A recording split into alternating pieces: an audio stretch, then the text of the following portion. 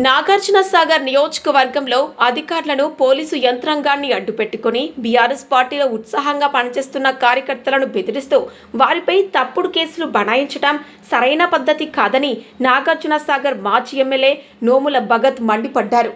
BRS ప్రభుత్వం అధికారంలో ఉన్నప్పుడు పార్టీలకు అతీతంగా అభివృద్ధి చేయడం జరిగిందని, కానీ నేడు కాంగ్రెస్ ప్రభుత్వం కేసీఆర్ సభకు వెళ్లారనే అక్కసుతో అర్హుడైన పేదవారికి ఇందిరమ్మ ఇల్లు ఇవ్వకపోవడం సిగ్గుచేటు. కాంగ్రెస్ ప్రభుత్వంపై మాజీ ఎమ్మెల్యే నోముల భగత్ ఫైర్ అయ్యారు.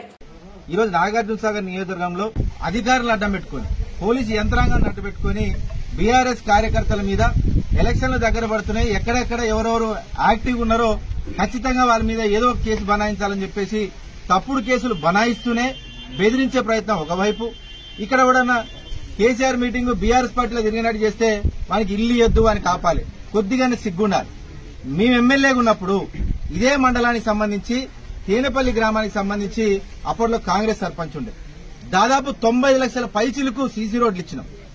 అక్కడ మన ఊరు మనబడి కింద కేసీఆర్ గారు ఒక స్కీమ్ తీసుకొస్తే ఇక్కడ ఇన్ని గ్రామ పంచాయతీలు ఉన్నా గానీ ఆ ఊర్లో ఉన్న స్కూల్లో ఎక్కువ మంది పిల్లలు ఉన్నారని చెప్పేసి ఆ ఊర్లో స్కూల్ బాగా చేయడం జరిగింది. మేము ఏ రోజు కూడా పార్టీలను చూడలే. అక్కడ కూడా డంపింగ్ యార్డ్లు ఇచ్చినాం, ట్రాక్టర్లు ఇచ్చినాం.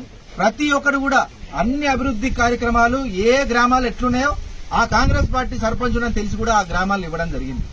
ఇన్ని నిజాయితీగా చేసి ఒక పరిపాలనలో తెలంగాణ సాధించుకున్న తర్వాత ప్రతి గ్రామం మనదన్నట్టుగా చేయాలని చెప్పేసి ఒక నిదర్శనంగా ఈరోజు మేము చూపిస్తే ఇక్కడ అర్హుడై ఉండి ఒక 2 అర్రల కింద ఆయన ఎవరైతే ఈయన మన ముల్లసాయి ఉంటున్నాడో ఇట్లా ఇదే గ్రామానికి సంబంధించి దాదాపు ఒక 5 పేర్లు దాదాపుగా ఈరోజు అందరి పేర్లను తీసేసి వాళ్ళు అక్కడ కూర్చొని కులుపుతున్నారు.